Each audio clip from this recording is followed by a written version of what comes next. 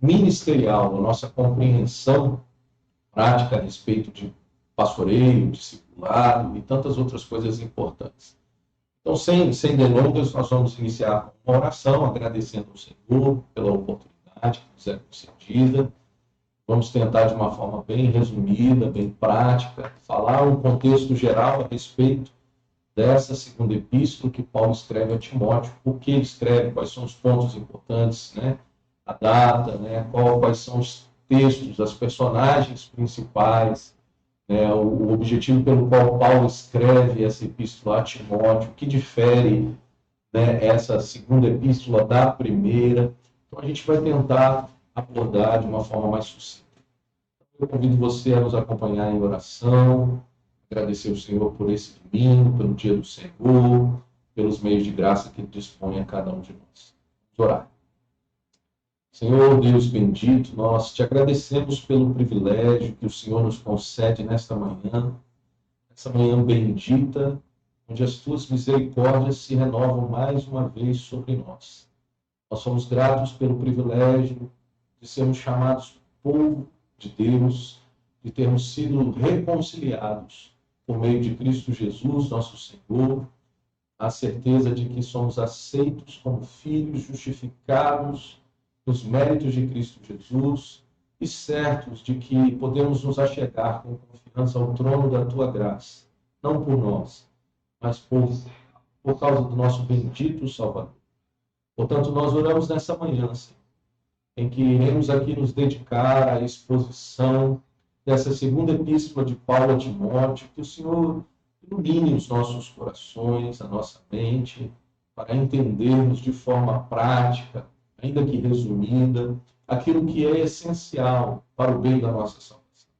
Aquilo que precisamos trazer para a nossa vida prática cristã, para a nossa realidade como membros do corpo de Cristo, membros da igreja local onde nós estamos inseridos, da nossa relação no discipulado cristão. Nós rogamos ao Senhor, ajuda-nos segundo a sua abundante graça. Assim nós oramos, em nome de Jesus. Amém. Bom, irmãos, quando nós falamos sobre essa segunda epístola de Paulo a Timóteo, nós temos que, primeiramente, fazer uma distinção clara entre a primeira epístola e essa que é a segunda que ele escreve. Nós estamos falando de contextos que são diferentes, nós estamos falando de uma realidade que Paulo está experimentando na sua particularidade, cristão, como servo, como apóstolo. Nós sabemos que Paulo, ao escrever a primeira epístola, ele escreve também, juntamente, outras cartas, outras direções, né, em um momento bem mais específico. Ele estava numa prisão domiciliar, uma casa alugada, onde ele tinha liberdade, onde ele tinha acesso, né, tanto de visitas quanto de contato mais direto. E quando nós falamos dessa segunda epístola de Paulo a Timóteo, nós estamos falando de um momento muito crucial, muito difícil, né, na caminhada, na jornada de Paulo. Nós vamos ver o contraste, inclusive, essas duas prisões, entre, né, o momento em que Paulo experimenta essas lutas, essas dificuldades. Mas agora nós estamos falando de um momento em que Paulo está numa situação precária, uma situação de uma masmorra fria, úmida, com praticamente só, né, com exceção de Lucas, que permanece ali com ele, fazendo um registro dessa epístola, inclusive. E nós vemos ali dificuldades muito intensas, e é um momento onde Paulo prevê, ele percebe que se aproxima da sua morte.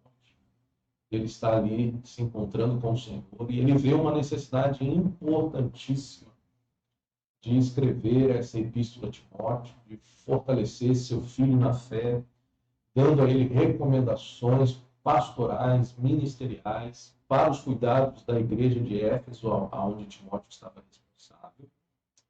Mas também, não, ainda que a epístola seja diretamente relacionada a Timóteo, nós vemos a importância que o Senhor, na sua graça, na sua bondade, ao inspirar Paulo ali, no meio do Espírito Santo, nos deixar um conteúdo tão rico e tão contextualizado para os nossos dias. Quando nós olhamos essa segunda epístola de Paulo a Timóteo, nós vemos uma necessidade importantíssima de um retorno, de uma autorreflexão, de uma análise a respeito dessa epístola, no que diz respeito à visão que nós temos, ministerialmente falando, dos ofícios ministeriais,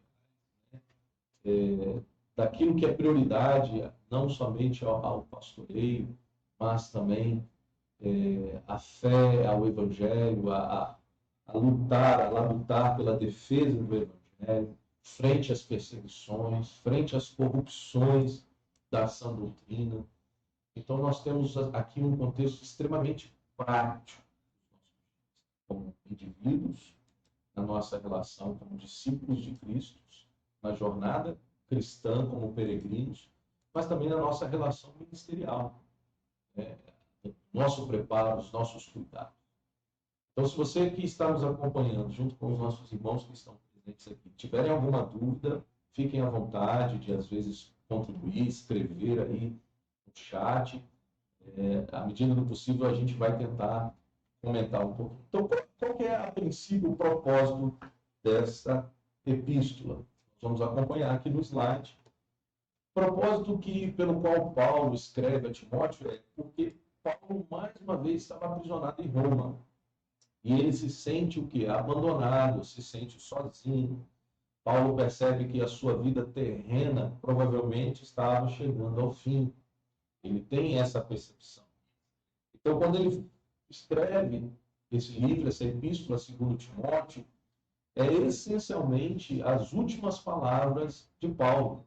E aqui a gente se depara com uma contribuição excelente e necessária, porque quando nós olhamos aquilo que nós compreendemos, né, de legado, de testamentos, de registros, nós sabemos que as últimas palavras de um homem geralmente são as mais importantes.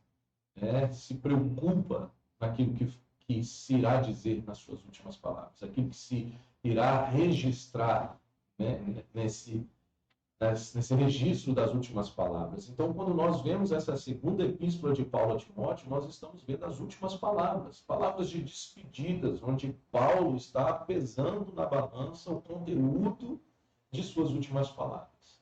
Não somente para Timóteo, mas para a igreja de Éfeso, né, e para todos os crentes que haveriam de ler e receber o conteúdo dessa carta.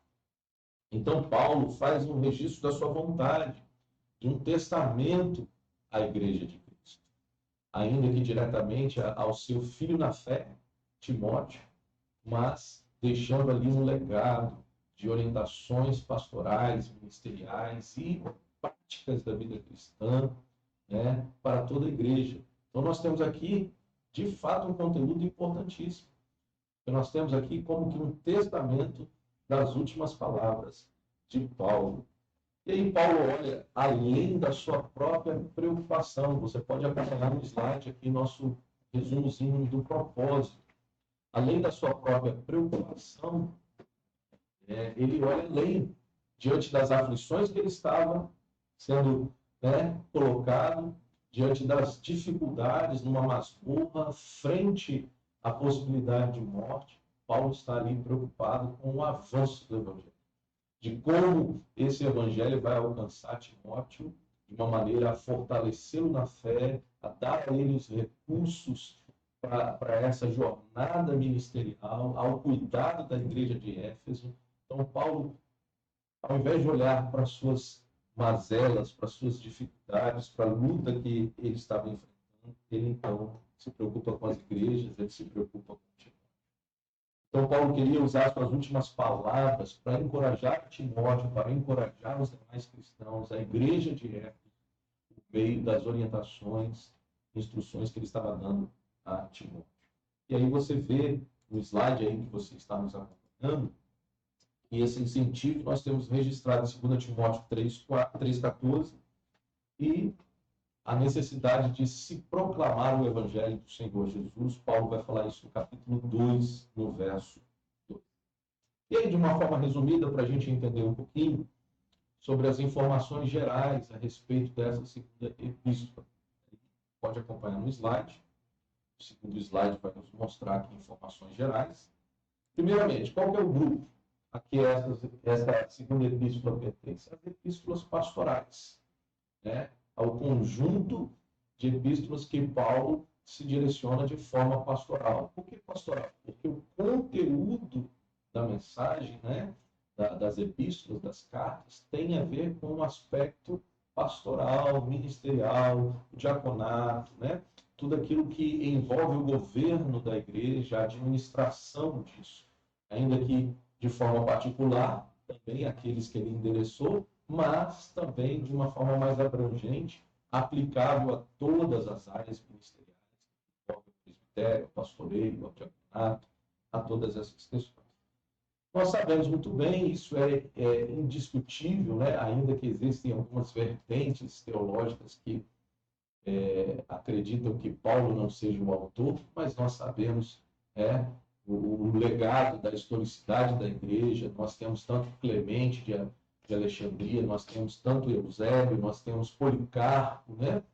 Todos esses registros da era patrística que mencionam a autenticidade, né, desse escritor que é Paulo. Não somente menciona ele como escritor da segunda epístola de Timóteo, como menciona também o alcance de Paulo, né, de forma geográfica, no Evangelho. Alguns até acreditam que Paulo tenha alcançado, de fato, né, o objetivo final dele, que era Clemente de Alexandria, vai falar que Paulo chegou às extremidades, né, daquela época, dando a entender que ele, enfim, levou o Evangelho à Espanha. Ele então escreve a carta aos Romanos, buscando apoio, né, para que pudesse levar o Evangelho à Espanha. Então, nós temos na historicidade da igreja esses registros. Então, para nós que cremos na inerrância das Escrituras, na inspiração do Espírito Santo a estes homens santos escolhidos pelo Senhor, nós não temos dúvida alguma de que o escritor é Paulo. A data, ela vai variar aí, né, entre 67 e 68 depois de Cristo, período em que Paulo escreve essa segunda epístola. O local é na prisão de Roma, provavelmente numa masmorra, diferente da primeira prisão onde ele permaneceu, que nós já falamos aqui, e vamos ver o contraste entre as duas. A primeira era uma casa alugada, um certo conforto, certas regalias, né? Certa liberdade de receber pessoas, mas aqui ele está no contexto de uma úmida, fria, distante, apenas Lucas está presente com ele, né? Sofrendo privações. E o alvo principal desta epístola é Timóteo, ainda que ao atingir Timóteo, ele está também tendo em vista a igreja de Éfeso e as demais igrejas, aqueles que teriam ali acesso a esta epístola. E a gente pode dizer que o versículo-chave que a gente pode ver é 2 Timóteo, capítulo 4, verso 2. Eu vou pedir a um dos nossos irmãos aí, fazerem a leitura para a gente, embora você que está em casa nos acompanhe pelo slide, mas esse aqui é o versículo-chave que nós podemos trazer como o principal de toda essa epístola. Pode ler. Insta, quer seja oportuno, quer não. Corrige, repreende, exorta com toda a longanimidade e doutrina.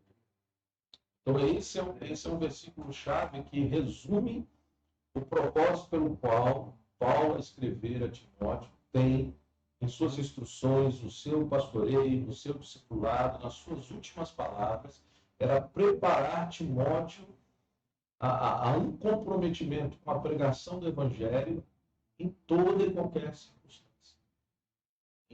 Insistir uma luta, um bom combate, um combate santo, uma militância no seu pastoreio em defesa do Evangelho, na pureza do Evangelho, preservando a sã doutrina que Paulo havia transmitido a Timóteo, e que ele deveria instruir e transmitir a homens idôneos. E por meio desse entendimento do versículo-chave, nós temos, então, a definição de uma expressão de uma palavra-chave que a gente pode encontrar em toda essa epístola, que Paulo vai trazer como um bom combate, que define esse bom combate na vida cristã, na carreira cristã, no ministério pastoral. Como Paulo vai apresentar a Timóteo esse bom combate, essa vida de militância pelo Evangelho, pela vida cristã. Isso é fundamental, irmãos, porque para nós que aqui estamos, estudando as Sagradas Escrituras, buscando conhecer a Deus conforme Ele se revelou para aplicar a nossa vida, essa ortopraxia, essa vida cristã prática, nós devemos sempre nos lembrar que nós não estamos nesse mundo ainda que peregrinos e estrangeiros, mas simplesmente para esquecermos que estamos para combater um bom combate. E essa mensagem de Paulo a Timóteo, inclusive falando inclusive da sua despedida, da aproximação da sua morte, Paulo usa essas expressões. Eu combati o bom combate. De uma forma assertiva, não de um perfeccionismo, mas de alguém que viveu sobre humildade, na dependência de Cristo, na dependência do seu Senhor, fiel aos comandos do seu general, fiel ao conteúdo dessa mensagem, mas de forma coerente. Nós podemos ver ao longo da vida de Paulo, nos registros de suas cartas e epístolas, ele lidando com pecados, ele lidando com dificuldades, assim como todos nós, todo servo, todo eleito, todo povo de Deus passa e experimenta, mas nós vemos um ponto avante em Paulo. Nós vemos ele olhando adiante, ele tendo um compromisso com Cristo e a sublimidade do seu conhecimento, tendo Cristo como alvo final e o objetivo, o prêmio da sua vocação, onde todas as coisas ele ia deixando para trás, ele ia lutando com sua própria natureza, se submetendo humildemente ao seu Senhor. Então, quando nós vemos essa expressão de bom combate, isso nos traz, nos dias de hoje, o que é para nós, como cristãos, executarmos esse bom combate? Será que nós estamos fazendo esse bom combate? Será que poderíamos dizer, próximos ao momento em que o Senhor há de nos recolher, que nós estamos, de fato, combatendo o bom combate, completando a fé? Isso deve nos levar a uma autorreflexão na dependência do Senhor, do poder do Espírito Santo, para que sejamos iluminados e possamos enxergar aquilo que nós temos falhado nessa militância, nessa defesa do Evangelho, seja como cristãos, seja como obreiros, na casa do Senhor. Nós temos que sempre fazer essa pergunta. Paulo vai falar na sua carta aos Coríntios, de que nós devemos nos provar uns aos outros para saber se de fato Cristo está em nós. Então, se as Sagradas Escrituras nos orientam que devemos nos provar de tal forma, muito mais a própria palavra, que é o espelho, que nos revela diante da imagem de quem Cristo é, a quem nós temos que nos montar. Amém? Amém. E se tiver alguma contribuição, fiquem à vontade, os irmãos podem escrever também aí pela transmissão. E a gente pode fazer um esboço bem resumido, como eu disse, é uma epístola tão rica que fazer um resumo, talvez a gente se sente até mal, porque tem tanto conteúdo para ser gasto, tanto tempo, porque nós estamos falando da palavra de Deus, nós falamos de conteúdo prático tão riquíssimo, mas a gente pode definir um esboço bem resumido, pelo menos dividindo os 4 capítulos dessa epístola em 2 temas principais. Quais são os temas principais? O primeiro tema do esboço que Paulo vai aplicar é a perseverança diante das provas atuais. E aí ele vai trazer isso no capítulo 1 e vai trazer no capítulo 2. E ele traz isso para Timóteo a forma de duas palavras importantes aí. No capítulo 1, ele vai falar que Timóteo, diante das provas atuais, ele deveria exercer perseverança, tendo visto um comportamento de fidelidade. É isso que no capítulo 1, Paulo vai tratar em resumo sobre fidelidade ao Senhor, na obra em que se está executando, a que foi chamado a exercer. Como a gente está fazendo um resumo, a gente não vai conseguir ler todos os capítulos, nem todos os versículos. Quem nos dera fosse permitido isso, né? Mas nós podemos ver de forma resumida isso. No capítulo 2, Paulo vai usar a expressão de que a perseverança de Timóteo frente às dificuldades e às provas atuais deveria ser vista num nível de combate. Ele deveria ter um comportamento de combater. E quando a gente fala de combater, aqui no capítulo 2, Paulo vai falar muito sobre essa expressão. Nós estamos falando sobre vigilância, nós estamos falando sobre sobriedade, nós estamos falando de entender o que é o nosso posto, a posição onde nós estamos, não fraquejar. E quando eu penso sobre essa sobriedade, sobre esse termo militar de combate, que é isso que Paulo está usando, né? Ele tem como exemplo a figura ali do soldado romano cumprindo em vigília o seu posto, né? Suas tarefas. Eu não consigo desassociar isso daquela palavra bendita que nosso Senhor e Salvador Jesus Cristo nos deu no Getsemane, né? Registrado ali, quando ele chama Pedro e João para compartilhar com ele de um período de oração, de intercessão. Então o Senhor vai, ora, e ele volta, eles estão dormindo, né, com sono pesado. O Senhor vai, ora novamente, e isso por 3 vezes se repete. Na terceira vez, então o Senhor vira para eles e fala: vocês não conseguiram orar comigo nem sequer uma hora? E então o Senhor traz aquela palavra tão conhecida por nós: orai e vigiai, porque na verdade o espírito está pronto, mas a carne é fraca. Por que eu estou citando isso dentro desse contexto que Paulo vai falar no capítulo 2 de combate? Porque é interessante que Jesus atrela vigilância à oração. E isso, na maioria das vezes, nós esquecemos. Porque nós vivemos um período, irmãos, que aqui estamos e que nos assistem, onde nós temos uma facilidade a um vasto conhecimento. O conhecimento se tornou público pela tecnologia, pela conectividade, pela globalização. Todos nós temos acesso a muito conhecimento diverso, variado.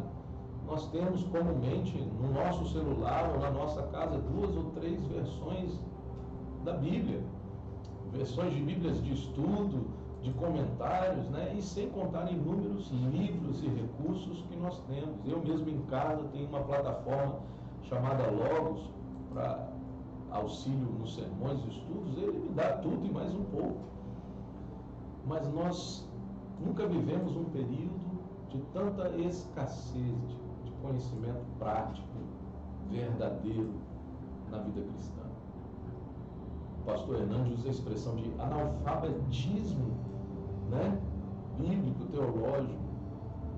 E isso não porque não nos falta conhecimento, mas é porque uma das nossas maiores carências, é isso que Paulo está ensinando a Timóteo a não perder, é vigilância, é combate, é entender aonde estamos, por quem fomos chamados, qual é a nossa vocação, o que devemos fazer e combater em prol disso, não perder esta vigilância. Então, uma das coisas que mais nos permitem sucumbir aos nossos pecados, às nossas falhas, às nossas frustrações, é a falta de vigilância. O conhecimento está aí. É o que Paulo está dizendo a Timóteo também. O conhecimento lhe foi passado, lhe foi transmitido. Agora você precisa colocá-lo em prática. Você precisa guardar esse conhecimento. E aí, no capítulo 3 e o capítulo 4, nesse esboço, Paulo vai falar da perseverança de provas futuras. Enquanto no capítulo 1 e o 2 ele está falando da perseverança de Timóteo frente às provas atuais que ele tinha que lidar, no capítulo 3 e 4 ele vai falar das provas futuras. tanto as heresias, os problemas internos que poderiam surgir, a apostasia, a dificuldade dos homens pela dureza do coração, pelo próprio pecado, de não quererem se submeter mais à sã doutrina, ao evangelho, aqueles que iriam se infiltrar, né, dentro da igreja, trazendo, né, o ensino distorcido, corrompendo pessoas fracas. São essas expressões que Paulo vai usar. Então, no capítulo 3, o foco de Paulo é lidar com a apostasia, a forma de Timóteo se preparar com as provas futuras era entender o que era apostasia e como lidar com essa apostasia. E no capítulo 4 ele vai falar do desafio da vida cristã, da vida diária. Então a gente pode resumir que toda essa epístola ela é dividida em duas partes: perseverança diante das provas atuais e perseverança diante das provas futuras. E que isso resume, o escopo disso tudo resume exatamente o ponto principal que Paulo quer incentivar Timóteo a ser um combatente fiel, a um combate fiel. Entendendo estas coisas, entendendo fidelidade, combate, apostasia, desafio, para se preparar ao longo dessa epístola. Mas nós temos alguns personagens de destaque importantíssimos e que a gente pode, né, acompanhar aí pelo slide. O primeiro deles é o próprio Paulo, que tem como objetivo escrever para encorajar a Timóteo e orientá-lo no ministério pastoral em Éfeso. Nós temos o registro de 5, capítulo 1, verso 1 e capítulo 4, verso 22. Então, Paulo é uma das personagens principais e tem como foco encorajar, fortalecer Timóteo para o seu ministério pastoral. O segundo é o próprio Timóteo, que tem como nome aquele que honra a Deus e que serve como pastor na igreja de Éfeso e filho na fé de Paulo. Isso aqui é muito importante, meus irmãos, porque nós sabemos o quanto na nossa relação corpo de Cristo, estando inseridos numa igreja local, essa relação de discipulado é de suma importância. O discipulado ele é bíblico, ele é cristão. Uma igreja, um cristão, um membro de uma igreja local que cremos que está inserido na igreja invisível de Cristo, né? Senão não estaria nem comungando dos meios de graça, né, que o Senhor presta. Ele precisa entender o seu papel nesse discipulado. Nós somos chamados como testemunhas de Cristo, discípulos de Cristo e chamados a reproduzir discípulos a Cristo. Não discípulo nosso, né? Mas, embora a Bíblia vai nos orientar a sermos modelos e imitadores, né, exemplos na fé para aqueles que estão ao nosso redor, mas nós somos chamados a exercer o discipulado cristão, a frutificar a 30, 60, a 100 por um, né? Embora a gente saiba que isso tem a ver com a hora. E a gente percebe que o Senhor, na sua soberania, por vezes priva muitas famílias de não terem filhos biológicos, né, pastor João? Mas isso não significa que eles, no Senhor, não possam ter filhos na fé, e devem ter filhos na fé. E eu conheço um irmão que, em Cristo, que quando entendeu que o Senhor não permitiu que ele e sua esposa tivessem filhos biológicos, ele falou: então, pois bem, que eu tenho muitos filhos na fé para o Senhor. E isso é algo que precisamos entender, que somos chamados a termos esses filhos na fé. Nós temos um papel importantíssimo, e para isso nós não precisamos ser pastores ou presbíteros, nós simplesmente somos membros do corpo de Cristo, discípulos de Cristo, reproduzimos a vida. Ninguém pode dar aquilo que não tem. Nesta ocasião em que Paulo se encontra escrevendo a segunda epístola, e o registro está lá no capítulo 4, verso 11, vai falar sobre isso. E também nós temos uma quarta figura, que é a figura de Marcos. Quem que era esse Marcos, hein? Alguém que na caminhada de Paulo, né? E Barnabé, né? Pastor Joás, quer compartilhar um pouquinho? Você já vai falar, fica à vontade. Né? Então, na caminhada ali de Paulo e Barnabé, a palavra de Deus diz que houve tamanha desavença entre eles, e Paulo então se ressentiu, e Paulo então se separa de Barnabé e vai exercer a obra junto com Silas, e até então a gente não ouve mais, né, da relação de Paulo com Marcos.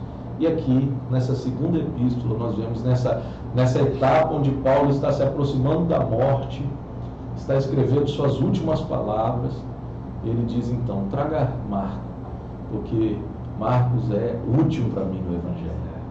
Ele me é útil. Aquele que lá atrás não era útil para Paulo, Paulo saiu em tamanha desavença, agora Paulo então diz: ele me é útil, traga para cá. Então nós vemos até inclusive um trabalhar de Deus, né, na vida de Paulo, na vida desse irmão. Então nós temos essas personagens aí. O contexto principal que a gente pode acompanhar nessa segunda epístola é que Paulo sabia que a sua morte estava próxima. Capítulo 4, verso 6 vai falar sobre isso. Alguém leia para mim, por gentileza? Quanto a mim, estou sendo já oferecido por libação, e o tempo da minha partida é chegado. Então Paulo tinha plena consciência de que a vida dele estava sendo entregue ao Senhor e o tempo da partida dele estava próximo. E essa última prisão foi completamente diferente da primeira prisão. Ele foi preso de forma tão de repente que ele não teve nem condições de separar seus pertences pessoais. Ele deixou a capa dele, ele deixou os pergaminhos dele, porque ele foi tomado às pressas, né, em prisão, que ele não teve nem tempo de recolher seus pertences pessoais. Ele foi literalmente, né, a ver navios, nem uma mochila, nem um alforje, nem uma bolsa, nem mesmo os seus papiros. E o registro diz que esses pertences ficaram na casa de Carpo, em Troade, onde ele então foi capturado. E na primeira prisão, como nós já falamos, ele permaneceu o quê? Numa casa alugada, onde ele tinha certa liberdade, mas nessa última ele ficou num local praticamente incomunicável. Enquanto na primeira prisão ele tinha inúmeras visitas, agora ele estava praticamente só, apenas Lucas estava com ele. Na primeira prisão ele escreve com muita esperança, aguardando sua soltura, que ele seria solto, mas nessa segunda prisão ele escreve convencido de que ele encontraria com o Senhor. E aí tem uma comparação, pode passar para mim, irmão, fazendo um favor, que a gente vai fazer entre as duas prisões. Uma comparação simples aqui, porém sucinta. Na primeira prisão, aí nós temos o registro em Atos 28, nós vemos que Paulo escreve epístolas da prisão, né? A partir dessa primeira prisão ele passa a escrever estas epístolas, mas já na segunda ele escreve exatamente essa segunda epístola a Timóteo. Ela é muito específica. Na primeira nós temos aí que ele foi preso porque foi acusado pelos judeus de heresia e de rebelião. Já na segunda ele foi perseguido por Roma, preso como um criminoso do Estado, né? Ali, alguém que estava tramando contra o próprio império. Aí, na primeira prisão, nós sabemos que essas perseguições foram esporádicas, entre o ano 60 a 63 depois de Cristo. Já essa segunda prisão ocorre no período de 64 a 68. As condições da primeira prisão eram de uma moradia alugada, né? Regime semiaberto, se assim podemos dizer, com todas as regalias que ele possuía de cidadão romano. Ele tinha ali, né, alguns direitos, no entanto que a morte dele, nessa segunda prisão, ele não é morto como um judeu era na ocasião, crucificado ou tantas outras coisas, mas conforme a punição romana exigia de um cidadão romano, que era ser possivelmente decapitado, que é o que a história nos deixa registrado. Já as condições dessa segunda prisão vai mostrar que era um calabouço, uma masmorra fria, escura. Na primeira prisão, muitos amigos o visitavam, já nessa, somente Lucas estava presente. Na primeira prisão havia muitas oportunidades de testemunhos cristãos. Ele mesmo usa a expressão, né, de que a palavra de Deus tinha chegado até a guarda pretoriana, né, dado testemunho diante de Roma. Já agora, essas oportunidades de testemunho estavam muito restritas, muito difíceis. Eu até recomendo os irmãos que estão nos assistindo, os irmãos aqui presentes, tem um filme, acho que ano passado lançou, que é Paulo, né, que foi feito, e embora não é fidedigno ao que as escrituras nos dizem, mas traz de relance um contexto muito próximo desse período em que ele está, né, no calabouço, próximo à morte, escrevendo a Timóteo. Então, recomendo os irmãos assistirem esse filme, vale bastante a pena. E aí, na primeira prisão, ele estava certo da sua libertação, e na segunda já estava certo de que encontraria com o Senhor e que ele precisaria deixar um registro bem apurado e específico, né, de suas recomendações para Timóteo, para a igreja de Éfeso e para os demais irmãos. Amém? Amém. Aí a gente pode trazer um contexto assim mais prático da finalidade pelo que Paulo escreveu essa epístola.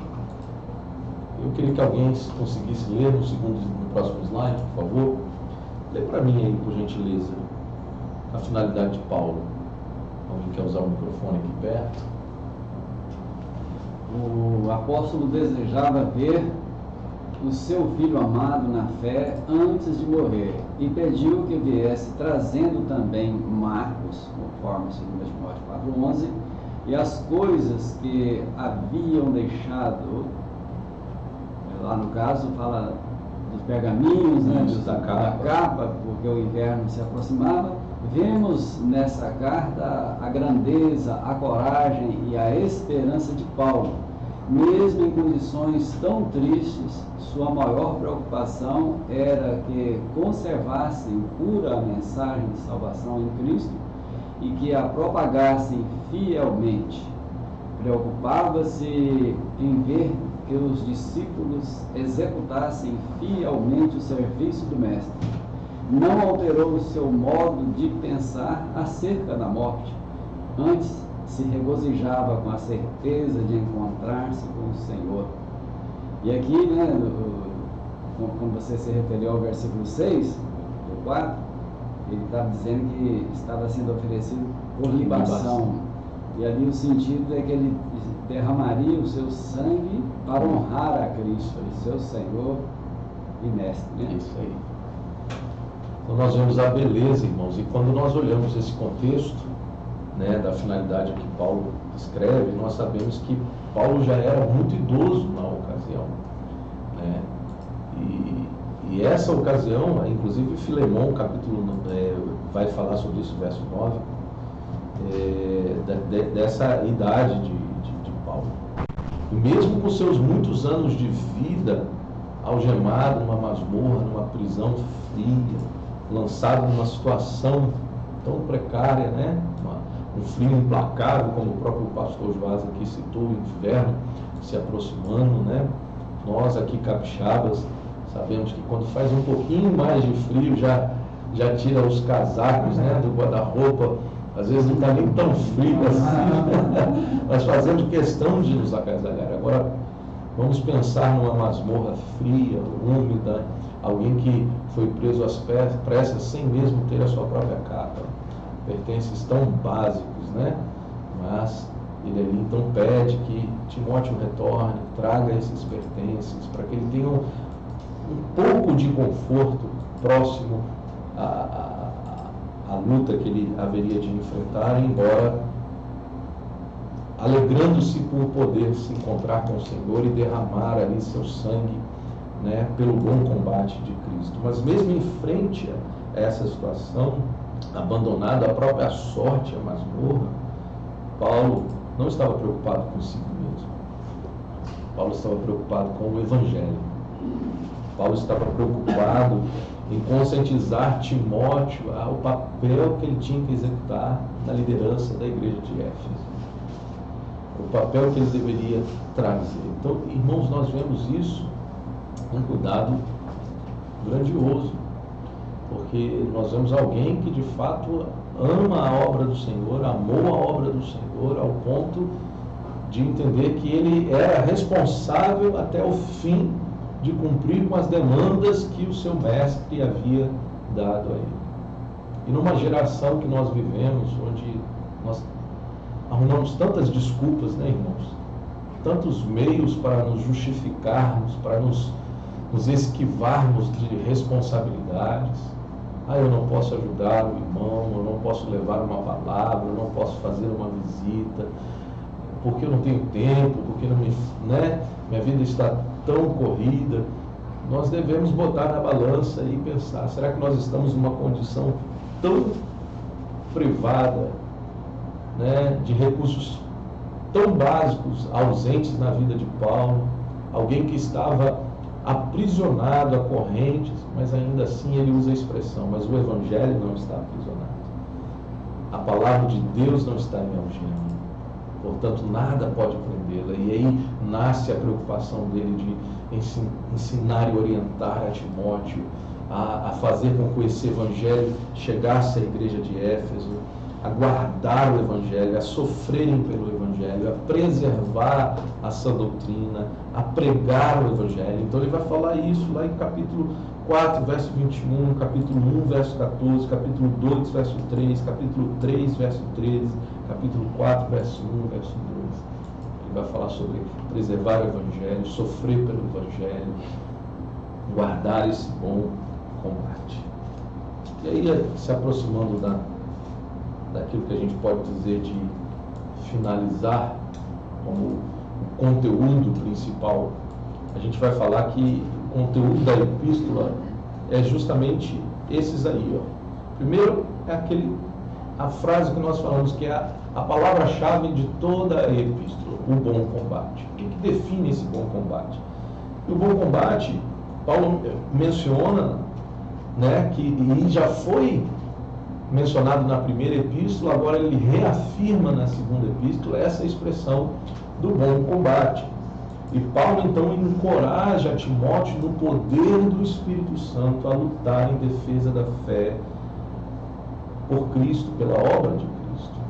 Paulo está dizendo a Timóteo que ele deve se apegar aos meios de graça, à sã doutrina e à dependência no poder do Espírito Santo, porque sabemos que dependemos do poder do Espírito Santo para que este Evangelho alcance o que precisa ser alcançado, porque se for a nossa força, o nosso ímpeto, na nossa performance, possamos ter erudição, qualificações teológicas, podemos preparar um sermão muito bem elaborado, uma oratória, uma eloquência, mas se o poder do Espírito Santo não estiver presente, quando nós dizemos esse poder do Espírito Santo, nós estamos dizendo de sensações ou de experiências, né, místicas, das quais perdemos o controle. Não é isso.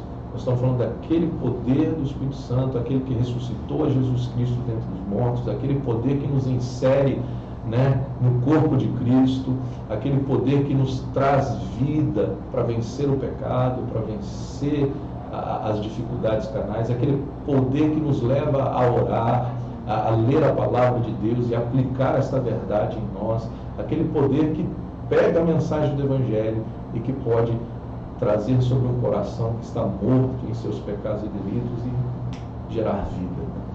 É essa a realidade que nós estamos falando. E aí Paulo, para usar essa figura do bom combate, Paulo vai usar alguns exemplos, né, figurativos aí, ao longo da segunda epístola, que vocês podem acompanhar pelo slide, como os nossos irmãos.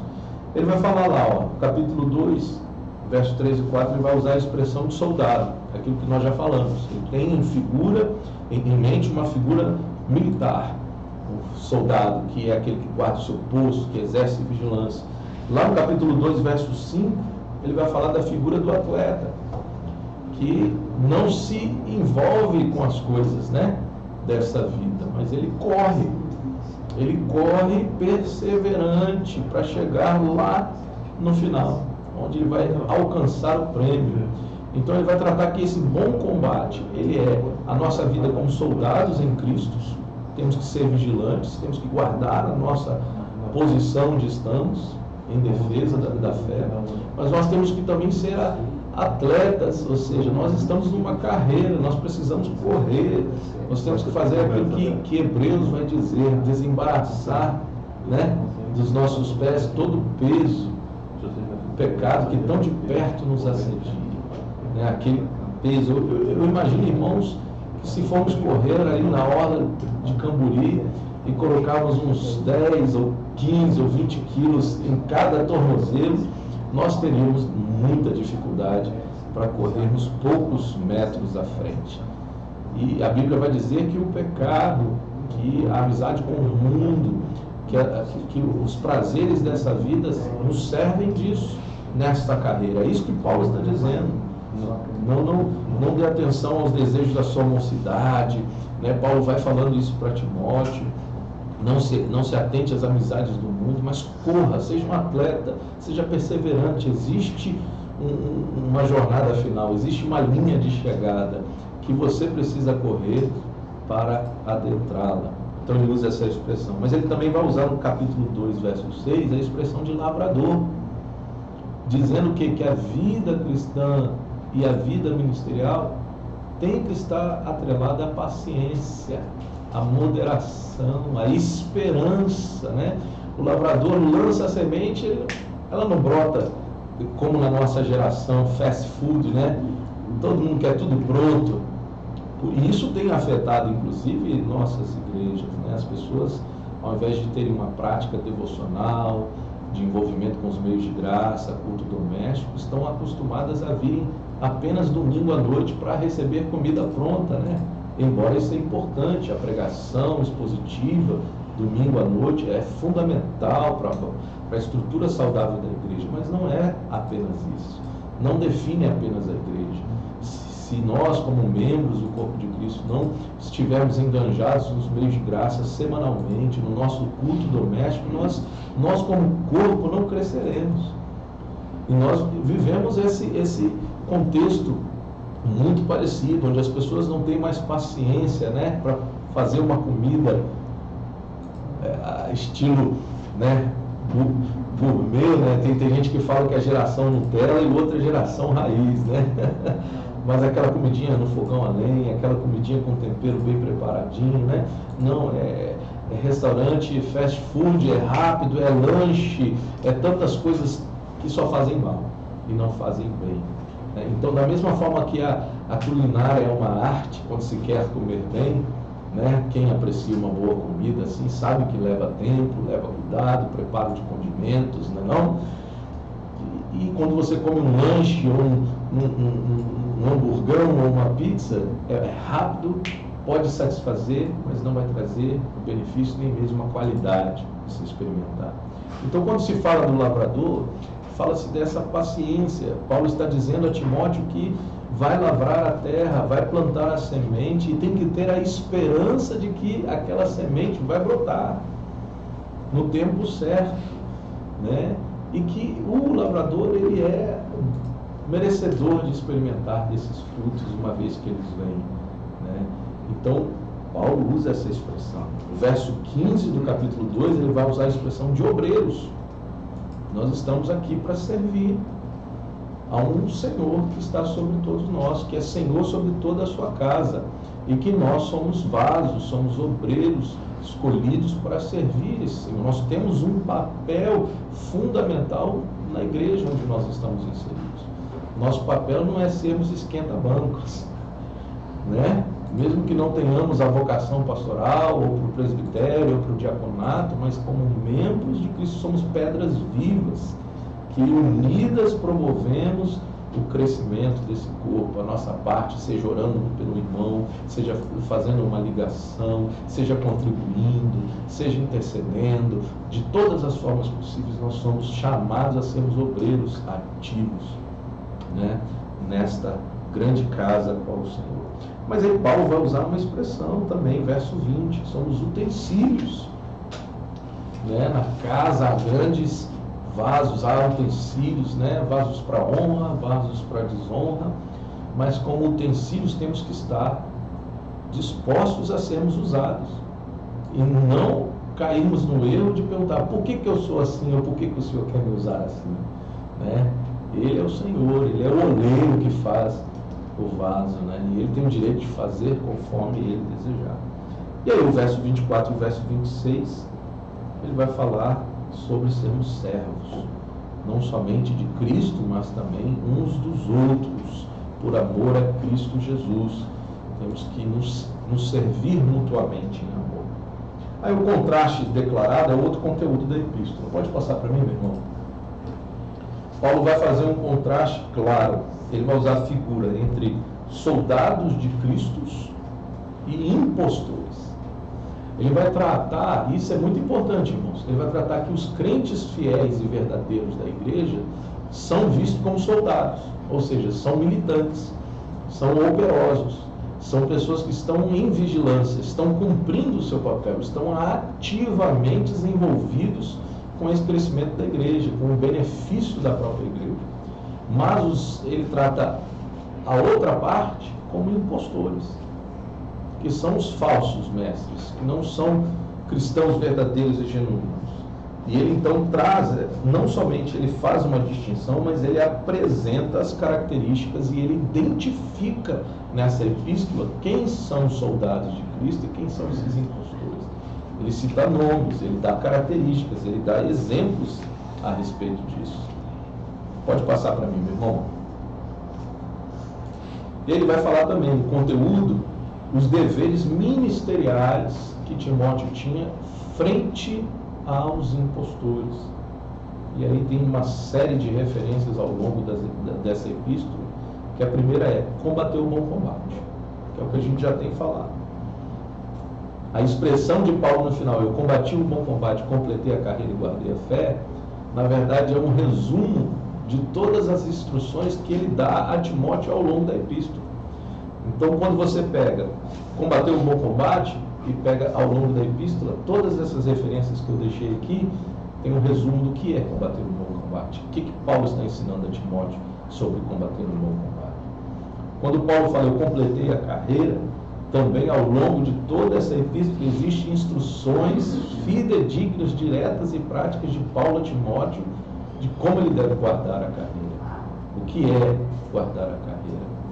E quando ele fala assim, completar a carreira, perdão, guardar a fé, conservar a fé, Paulo também, nessa epístola, deu instruções vastas e precisas para Timóteo, para a igreja de Éfeso, como é que podemos conservar a fé, a defesa dessa fé, desse evangelho.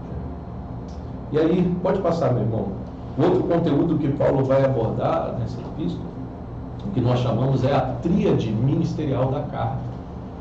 E isso aqui é importantíssimo para todos nós, irmãos, que somos líderes ou membros de uma igreja. Uma igreja precisa caminhar nessa tríade. E Paulo vai exemplificar isso ao longo dessa epístola. A primeira é discipulado.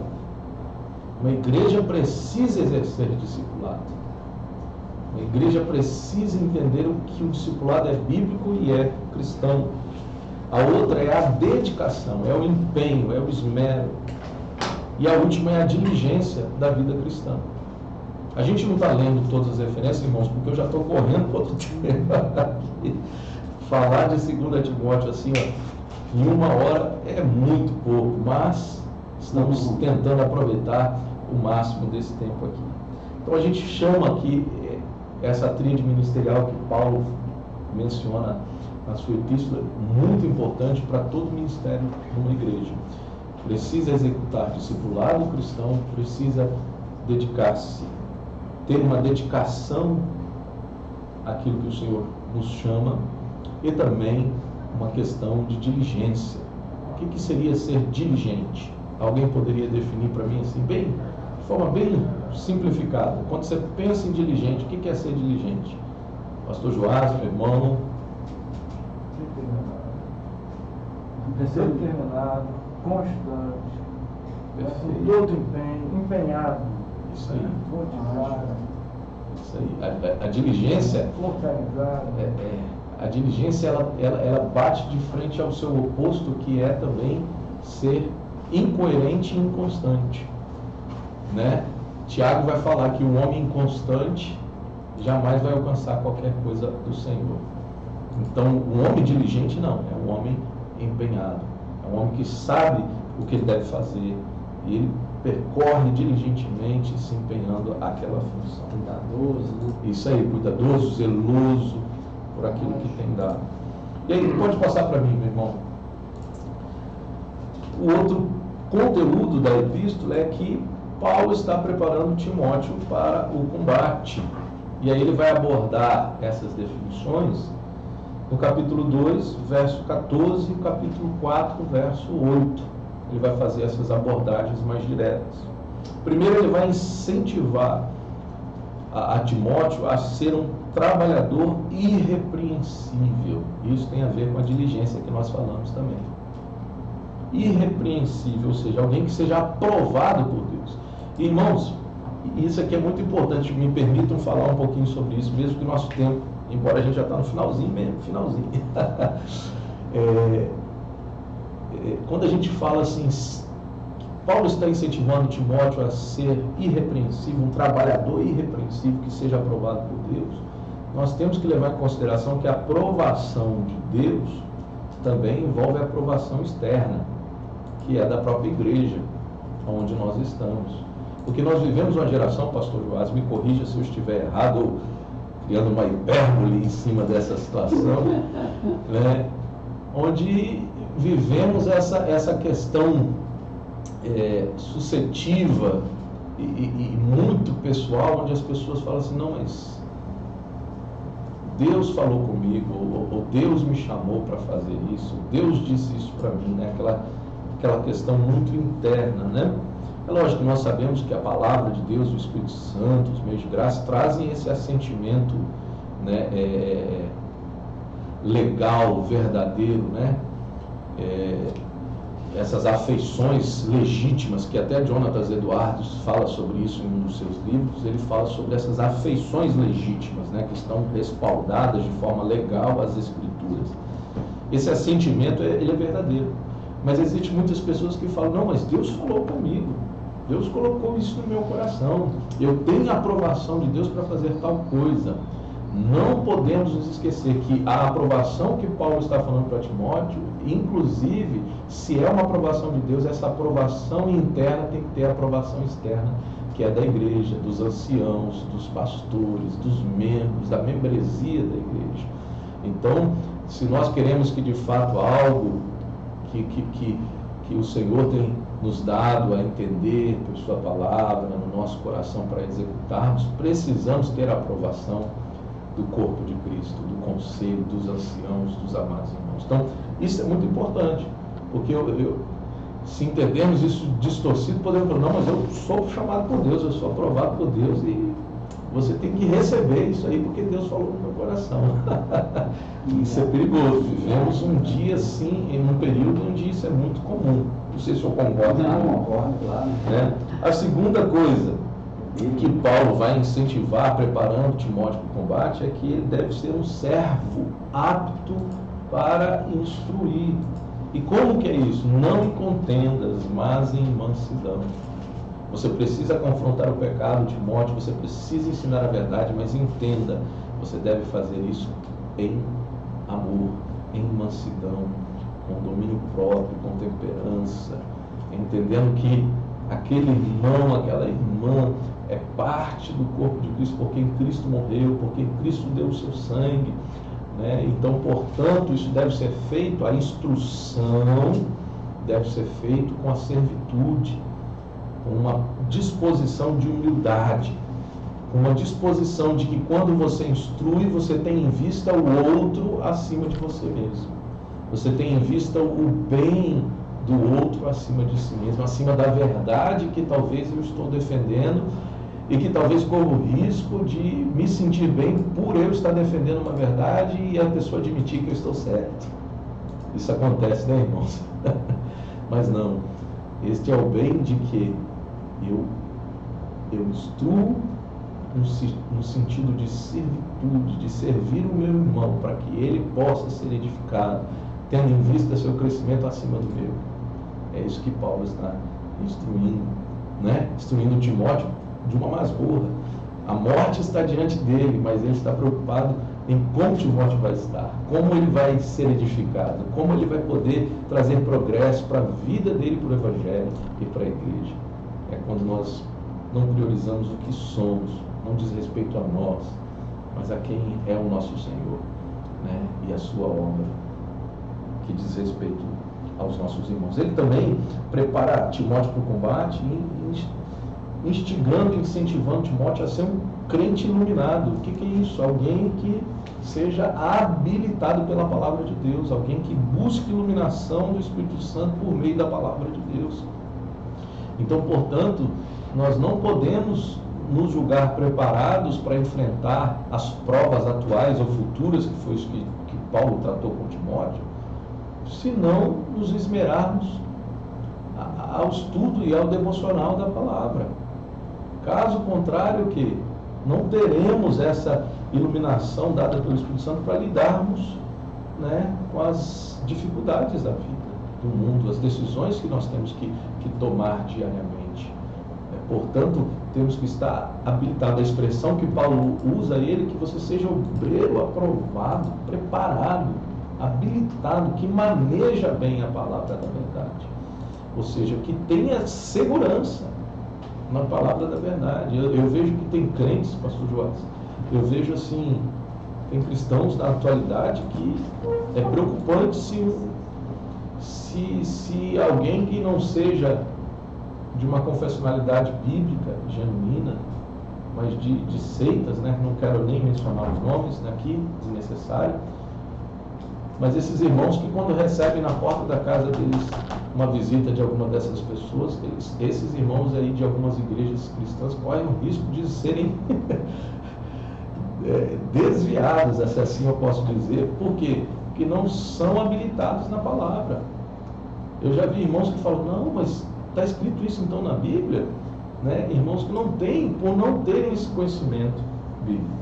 E por último aí, Paulo vai falar a Timóteo para ser preparado para o combate, sendo um pregador bem equipado.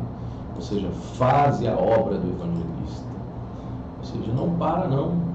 Insista tempo e fora de tempo. Dê uma oportunidade, você viu que tem uma brechinha, prega o evangelho. Testemunhe do evangelho de Cristo. Somos responsáveis a isso.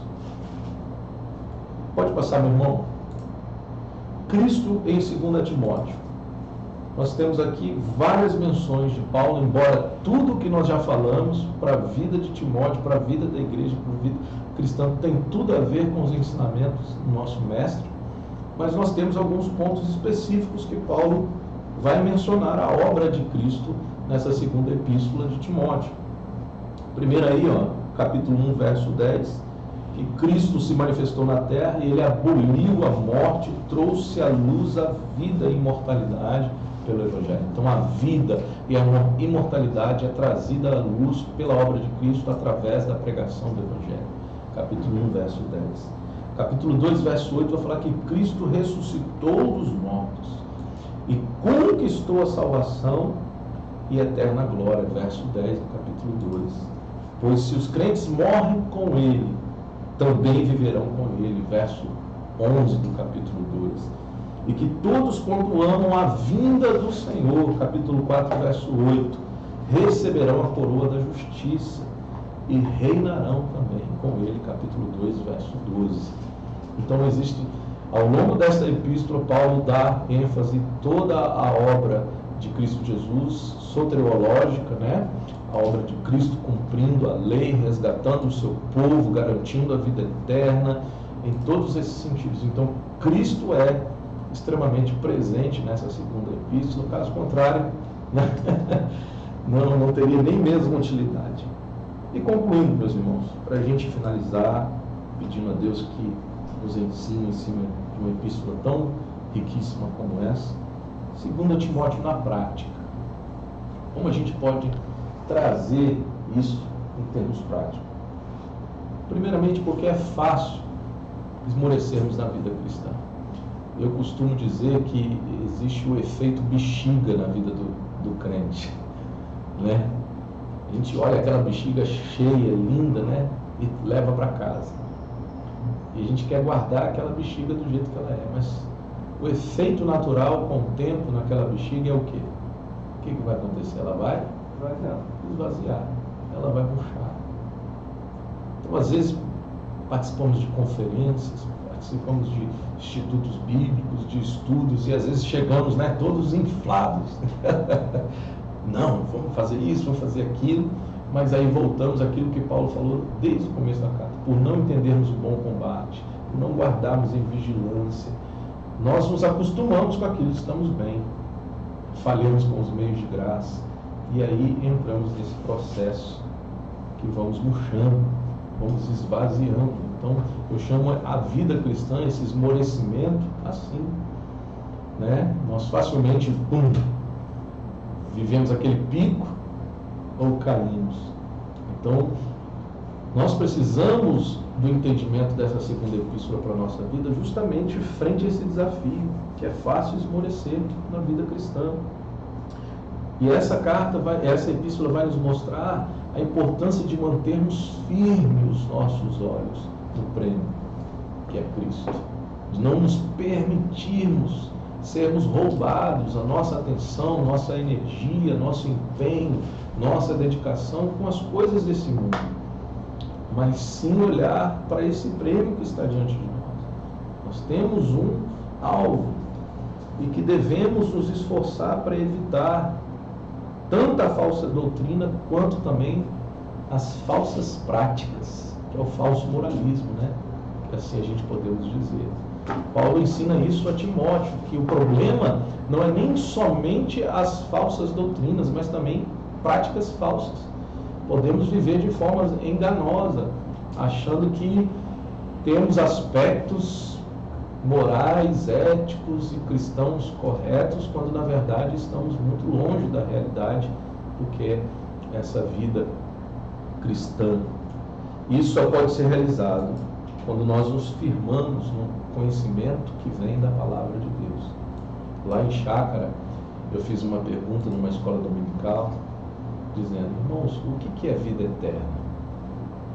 Alguns disseram: nunca mais eu vou morrer. Outros disseram: eu nunca mais vou envelhecer, eu nunca mais vou ter fome, né? E tal. A gente traz aquela lembrança do antigo filme, né? Highlander, né? O Imortal, não sei se vocês lembram dessa época. Que era um guerreiro da Escócia, né? Que era imortal. E eu falo: gente, vida eterna não é simplesmente viver eternamente. A vida eterna tem a ver com aquilo que Jesus disse na oração sacerdotal, capítulo 17, verso 3. E a vida eterna é esta, 2 pontos: e conheçam a Ti, o único Deus verdadeiro, e a Jesus Cristo, Teu Filho, a quem enviaste. Então, vida eterna está mais associada a conhecimento de Deus do que simplesmente a consequência que a vida eterna pode dar, que é viver para sempre, não ter mais dor, sofrimento. Vida eterna é sermos permeados e cheios desse conhecimento de quem Deus é. Então, portanto, nós só podemos manter esse foco, ajustar esse foco, olhando para frente, para o alvo, lidar com a inconstância, né, com o esmorecimento da vida cristã, se nós entendermos que precisamos estar cheios do conhecimento de Deus, que se dá unicamente pela Sua palavra. Então, quanto mais conheço Deus, mais esta vida eterna é vivenciada em mim, mais meu ser é transformado em conformação à imagem de Jesus Cristo. Então, seremos capazes de recusar tudo aquilo que não seja de fato o Evangelho, que não seja bíblico, que não seja de fato para as nossas vidas. Amém, meus irmãos? Amém. Que essa epístola, a segunda epístola de Paulo ao Timóteo, nos deixe um incentivo a trazermos essa realidade prática para as nossas vidas, como cristãos, como membros do corpo de Cristo, nas esferas ministeriais, nas relações com a igreja de forma total, que com humildade possamos nos debruçar ao poder e à soberania do Espírito Santo, que use esses meios de graça benditos, que nos leve a orar com vigilância, que nos leve a gastar nosso tempo que nos é confiado, a estudarmos a palavra de Cristo com devoção, com piedade, com desejo de viver e colocar em prática. Que o Senhor nos abençoe, que o Senhor nos conceda graça.